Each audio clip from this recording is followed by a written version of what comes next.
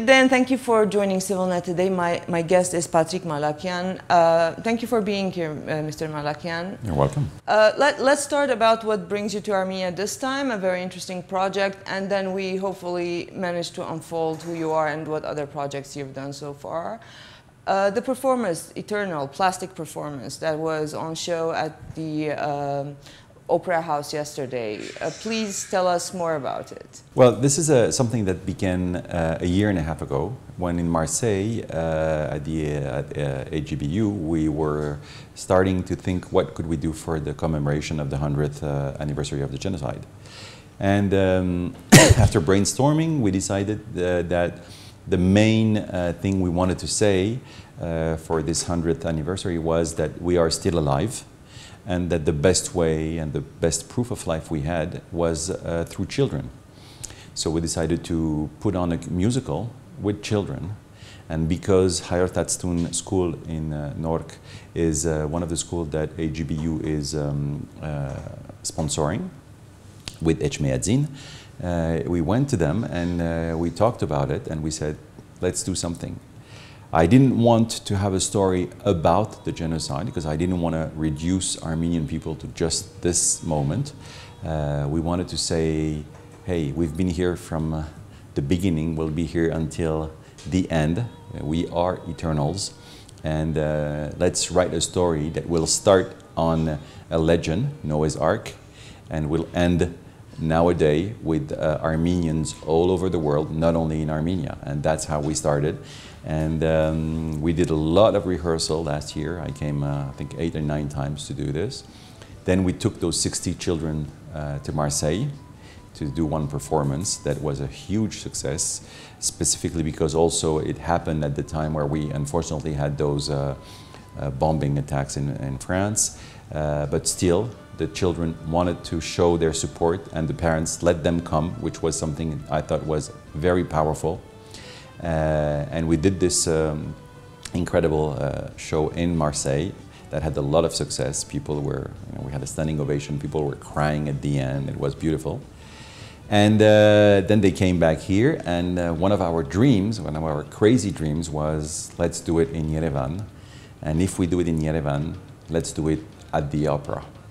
And we did it yesterday night. Yes. So what's the format? Is it a musical? Is it a mixed media performance? No, well, it's a musical. We are telling a story, but we're using Hayortoats Doun a lot of their abilities. There are singers, dancers, circus kids.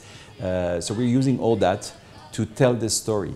But it's not a musical like you would see on Broadway. I mean, it's not a musical where you have to hear, listen, and understand the words of the lyrics in order to understand it. The fact is that people that are foreigner, and we had a lot of them yesterday night at the Opera House, that came after the show and said, you know what, I didn't know anything about Armenian story. We just came because some friends told us, and now we know about you. And what languages is it in? Oh, songs, when there are songs, they are in Armenian. But visually, you understand right away what we're talking about. And why children? Because you could find a lot of professionals. I know these children are so talented and so well trained, they're almost professionals themselves, but also, why not professional artists in this case? Because really, children is the future.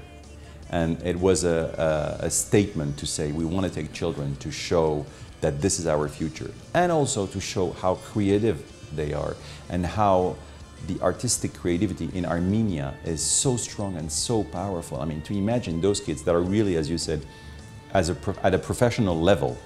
But we are talking about kids that are going to school, and after school, just because they love it, they go to another school to learn how to dance, how to do judo, how to paint, how to draw, how to sew, whatever, because this school has a lot of different activities, and they are unbelievable, unbelievable, and so touching. It is so much. There is so much emotion with them. Yes, we know Civilnet has done a little piece on Hayortoats Doun, so from that reportage by itself, I know what a wonderful place it is. And now that the performance is ready and it's performed in Marseille and Armenia, what's next? Any other plans to go somewhere else or do something new? Go somewhere else? No, not for the moment, because I mean, obviously we are ready to go anywhere. The problem is that every time you talk about, let's go to Hungary, Bulgaria, Argentina, whatever, we are talking moving 60 kids. And in terms of budget, it is a huge thing. They deserve to go everywhere. And I think that diaspora everywhere deserves to see them. The problem is that every time we're doing this, we are talking a huge budget. So either we find donors who are willing to show what it is, but otherwise it's very, very hard to move them. The future project is that once we've done that, AGBU in New York heard about it, and this year is the 110th anniversary of AGBU. General Assembly will take place in New York next October, and they called us and they said, oh, you did a wonderful job, I heard. So I said, thank you. Would you mind doing another one? Doing another one Yeah. For the General Assembly? So I was like, what are you talking about? I said, well, we just rented the New York City Center on Broadway. We'd like you to do a musical there. So, of course, this is like, your heart beats so fast. But then you go like, are you talking about bringing Eternals there? And they go like, oh, no. We would like to have a premiere. And I'm thinking, sure, it's 4 months to do a totally new show with the pressure of Eternals, because Eternals has been such a success to everybody who saw it. It's been incredibly acclaimed by everybody because it's so much not what they expected, and they were so overwhelmed by what they saw, that now it's like, sure, we can do at least as good, but we hope better. So I wanted to ask you, more or less, the subject is the same, the 100th anniversary of the Armenian genocide, 110th anniversary of, the establishment of AGBU. The story is an Armenian story of survival, of persistence. What's going to be different in the plot? And I mean, it's a totally totally different story. Yes. It has nothing to do with being out of the survival or anything else. The title of this new one is going to be Hokis, and it's going to be a love story. So it's going to be a totally new thing. I think that, we are, after 100 years, we are ready to, of course, still talk about it, still include it. It's part of our history. But maybe we can also talk about other things. Maybe maybe it's time also to speak about other things. So this time it's going to be about a love story. So this time, now another question of your personal journey. I was reading, you took a motorbike ride from Paris to Yerevan, from France to Armenia. Last year, my contribution, but it's my own contribution to this 100th anniversary, was that I wanted to do the opposite travel journey that my grandparents did. They arrived in Marseille, so I took off from Marseille with my bike alone, and I came to Yerevan for April 24th. And you made it? Yes, I made it. And speaking of doing the opposites, also in your biography when I was reading it, you took back your own Armenian name while your father had done exactly the opposite. He let go of his Armenian surname and taken on a French one. Please tell us more about this compulsive, repulsive, just Armenian connection in the diaspora that you've witnessed yourself. The thing is that I was always kept out of the diaspora by my father. My father was always answering to any demand the diaspora would ask him. He would be present. He never hidden the fact that he was Armenian. The French name he took, he's not the one who took it. It's his chief editor when he was a journalist in a newspaper who took it because he wanted to have a name that would sound French in order to be able to write articles about Armenia and try to be objective, at least in the signature. Not sound biased. Then he kept it because they were from a generation, and I think that my grandparents and my father's generation were all like this. They wanted to be totally integrated so much. I mean, I have a French, I mean, in France you have different surnames. I'm Patrick, Jacques, René, Edouard. 4 surnames, not one Armenian. My sister, same thing. We didn't learn Armenian. It was, the purpose was like, okay, you have to be integrated, so you not last name sounds Armenian, no first name that sounds Armenian, you don't speak Armenian. And I mean, if there is one thing I will be angry at my father in my entire life, and it's the only thing, is that he didn't teach me how to speak Armenian, because my grandmother was here until I was 18. She spoke French perfectly. She was with us, living with us. It could have been so easy to teach us Armenian. Now I'm struggling to try to learn. Of course. So when I was raised as Patrick Verneuil, if you take that image back in the 70s and 80s, where my father was very, very famous, everything is easy for you because you're the son of. Wherever you go, you want to go to a restaurant, there's always a room, there's always a table. Friends, you don't know if they're with you because they like you or if they're with you because you're the son of. Girlfriends, same thing, you never know what it is. And I think that at one point I needed, it wasn't about taking back my Armenian name, it was about taking my name just to find out who I was. And then I grew up, I did the second part like this. And then my Armenian part grew also in me. And that's why today I am president of HGBU Marseille. That's why I'm doing all that, because my Armenian part is very, very strong.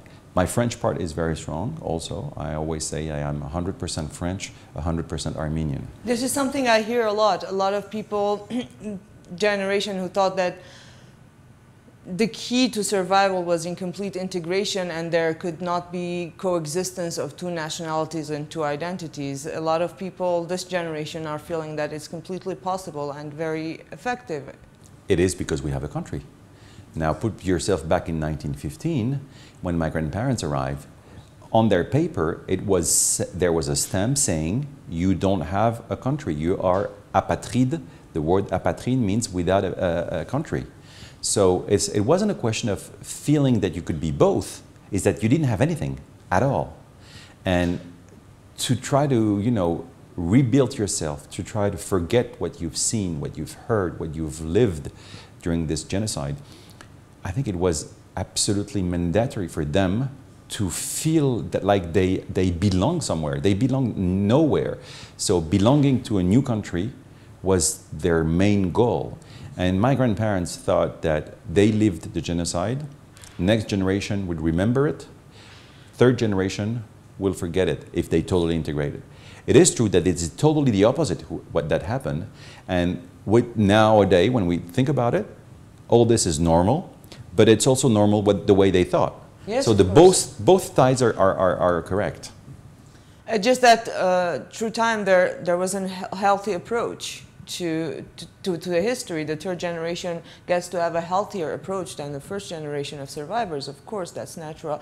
But I wanted to ask you also about the creative process, because this genetically transformed stories, family stories, they've come up in your father's work and they've coming up in your work. You both being creative people, you both being directors. How's the process different in this case? Well, the process is that we are totally integrating now our history. We don't want to forget it. And I think that it's exactly when you are in any kind of subject, not only in creativity, you can overcome your knowledge once you know it and once you accept it. And the best people that are coming out are the ones who have the perfect knowledge, because once it's integrated, they will never forget it, go further, and move on and be the best they can. And it's the same thing in creativity. I think that if today we are totally aware of what happened, we know how it happened, now it's part of us, okay, we can use it, we can not use it, but even if we don't use it, it's okay because we know it exists. So this is the process of creativity, is saying, yes, I totally agree, that's how it was, but then I want to do something else. And obviously, I will use, even if I don't use it, it's going to be part of what I'm writing. It's part of me. When I write something, I will think about it, and it will change one word, one line, one dialogue because of all that. And it will probably give more depth in what I'm writing. But that's because it's my story, and another one will have another story and also. All right, thank you very much for coming here, and good luck with your performances. I wish you a long journey, eternal one. Okay. Thank you. And we thank the viewers for joining us as well.